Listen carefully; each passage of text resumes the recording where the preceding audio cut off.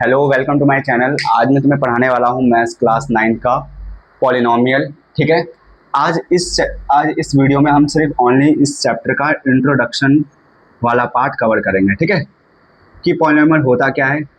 Polynomial जो chapter है वो क्लास 9 से स्टार्ट होता है और ये क्लास 9 का सेकंड चैप्टर है पॉलिनोमियल। ठीक है, पॉलिनोमियल होता क्या है इसके बारे में बताऊंगा और इसमें जितनी भी डिटेल इन्फॉर्मेशन है, इसमें क्या क्या इंट्रोडक्शन में जो भी होगा मैं सब कुछ कवर कर दूंगा। मतलब तुम्हें इस चैप्टर का एक ब्रीफ नॉलेज पता चल जाएगा इस चैप्टर में है क्या क्या।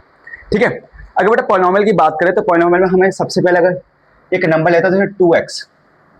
ठीक है बेटा, इसमें वेरिएबल क्या होता है, कोफिशिएंट क्या होता है, मैं तुम्हें अच्छे से बताता हूँ। देखो, जितने भी ये जो x वाला पार्ट है, जो x वाला पार्ट है बेटा, इसको हम कहते हैं वेरिएबल। क्या कहते हैं? वेरिएबल्स कहते हैं। मतलब जो x वाला पार्ट है उसको हम क्या कहते हैं? वेरिएबल्स कहते हैं। और जो ये नंबर वाला पार्ट है, जो जितने भी नंबर वाला पार्ट है, इसको हम कहते हैं कोफिशिएंट। क्या कहते हैं? कोफिशिएंट कहते हैं। ठीक है, जो x वाला पार्ट है उसको वेरिएबल्स कहते हैं और जो नंबर वाला पार्ट है उसको कोफिशिएंट कहते हैं। ठीक है बेटा, अब आगे बात करें। अगर बेटा पॉलिनोमियल होता क्या है, तो पॉलिनोमियल बेटा होता क्या है, तो बेटा पॉलिनोमियल होता है, polynomial it a chain system of terms. मतलब जितने भी टर्म्स होता है उसका चेन सिस्टम होता है। मतलब it is a chain system of, it is a chain systems of terms. जितने भी टर्म्स होते हैं बेटा उसका चेन सिस्टम होता है पॉलिनोमियल। टर्म्स बताता हूँ, आगे बताऊंगा। जितना जो it is a chain system of terms, उसी को हम बेटा क्या कहते हैं? पॉलिनोमियल कहते हैं। क्या कहते हैं बेटा? पॉलिनोमियल कहते हैं। अब बेटा एक एग्जांपल से समझाऊं मैं, जैसे कि अगर बेटा मैं एग्जांपल से समझाऊं तो एग्जांपल से जैसे कि 2x प्लस 3 इक्वल में 0, 4x स्क्वायर प्लस में 3x प्लस में 7 इक्वल में 0, 5x स्क्वायर प्लस में 2 प्लस में 7 इक्वल में 0। मतलब इस तरह से जितने भी टर्म्स होते हैं, जैसे कि इसमें ये टर्म्स हो गया, एक टर्म, ये भी एक टर्म है, ये भी एक टर्म्स है, ये जितने भी टर्म्स होते हैं बेटा, इसी को हम बेटा क्या कहते हैं? पॉलिनोमियल कहते हैं। क्या कहते हैं? पॉलिनोमियल। तो पॉलिनोमियल बेसिकली क्या होता है? It is a chain system of terms. ठीक है, अगर आगे बात करें बेटा टाइप्स ऑफ पॉलिनोमियल कितने होते हैं बेटा, अगर टाइप्स ऑफ पॉलिनोमियल की बात करें, टाइप्स ऑफ पॉलिनोमियल, तो टाइप्स ऑफ पॉलिनोमियल बेटा 3 टाइप के होते हैं। एक होता है मोनोमियल, एक होता है बाइनोमियल और एक होता है ट्राइनोमियल। मतलब 3 टाइप के बेटा क्या होते हैं? पॉलिनोमियल्स होते हैं। एक होता है मोनोमियल, एक होता है बाइनोमियल और एक होता है ट्राइनोमियल। ठीक है बेटा, इस मोनोमियल मतलब क्या होता है बेटा, तुमने छोटे क्लास में पढ़ा होगा मोनोमियल क्या होता है, बाइनोमियल क्या होता है, ट्राइनोमियल क्या होता है। छोटे क्लास में तुमने पढ़ा होगा, लेकिन फिर से तुम्हें अच्छे से बता देता हूँ। बेटा मोनोमियल होता है जिसमें सिर्फ एक टर्म होती है, ओनली फर्स्ट टर्म्स, मतलब एक ही टर्म होगा।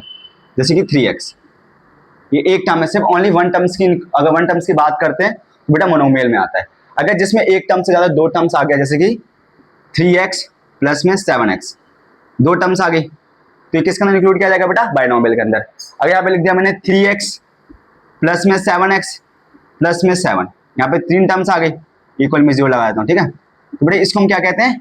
इसको हम कहते हैं बेटा ट्राइनोमियल।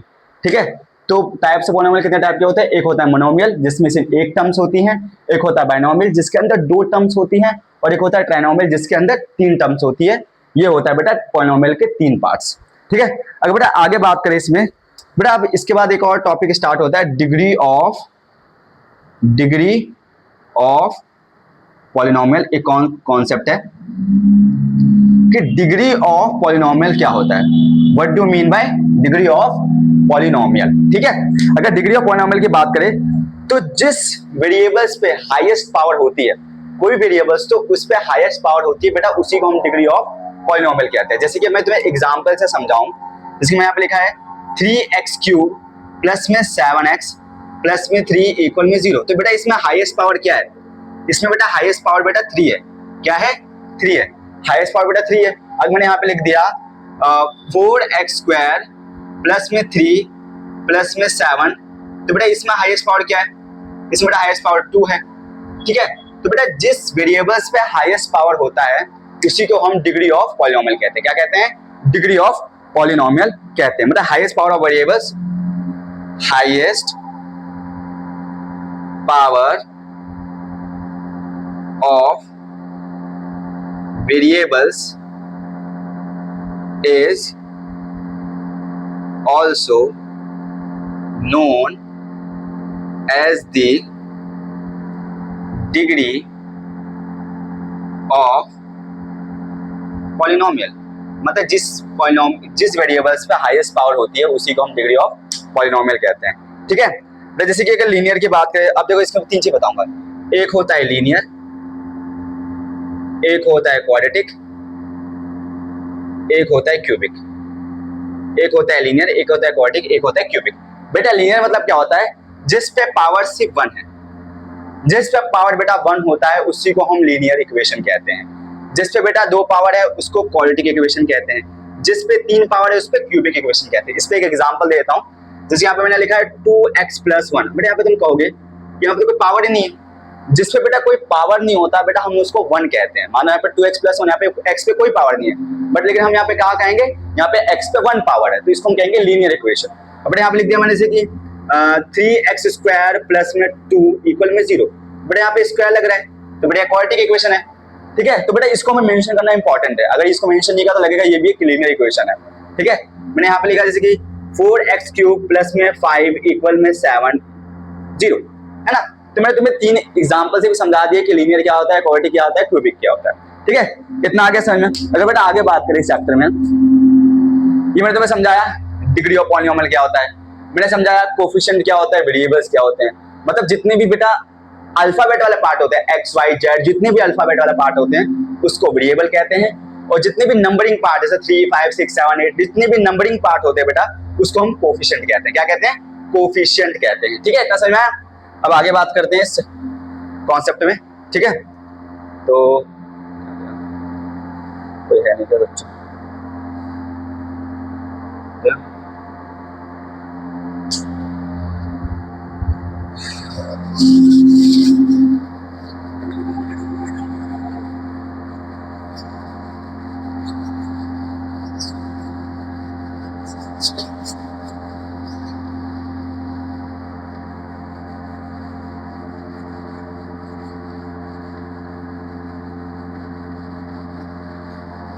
देखो बेटा, आगे बेटा टॉपिक होता है रूट्स ऑफ पॉलिनोमियल। तो बेटा रूट्स ऑफ पॉलिनोमियल क्या होता है? बेटा रूट्स ऑफ पॉलिनोमियल की बात करें, बेटा roots of polynomial, roots of linear equation degree. बेटा तुम अगर इस टॉपिक की हम बात करते हैं रूट्स ऑफ पॉलिनोमियल, मतलब तुम वेरिएबल की एक ऐसी वैल्यू ले लो, वेरिएबल की तुम एक ऐसी वैल्यू लो जो पॉलिनोमियल को 0 बना दे। मतलब तुम एक ऐसी वैल्यू लो जिसको बेटा क्या बनाना है? पॉलिनोमियल को 0 बना ले। बेटा उसी को हम बेटा क्या कहते हैं? रूट्स ऑफ पॉलिनोमियल कहते हैं। ठीक है, मतलब तुम कोई भी एक वेरिएबल लिया, उसकी तुमने कोई भी एक वैल्यू ले ली और उस वैल्यू से बेटा पॉलिनोमियल किसके इक्वल आ गया? 0 के इक्वल आ गया, तो उसको हम रूट्स ऑफ पॉलिनोमियल कहते हैं। ठीक है, अगर बेटा आगे बात करें रूट्स ऑफ पॉलिनोमियल की, अगर जैसे कि लीनियर में बताया, लीनियर होता है, एक होता है क्वाड्रेटिक, एक होता है क्वाड्रेटिक, है ना, क्वाड्रेटिक। ठीक है, और एक होता है क्यूबिक। इसमें 1 2 3। बेटा इसके भी रूट्स बेटा कितने होते हैं? इसके भी रूट्स बेटा 1 होंगे, इसके 2 होंगे, इसके 3 होंगे। ठीक है, समझ में आ गया? डिग्री तो इसकी 1 ही होती है, 1 2 3। ठीक है, अगर बेटा हम लीनियर के रूट्स को फाइंड करें, ठीक है, अगर इसकी लीनियर के रूट्स की फाइंड करें तो बेटा कैसे फाइंड करोगे? जैसे मैंने यहाँ पे लिया एक एग्जांपल, 2x + 1 = 0।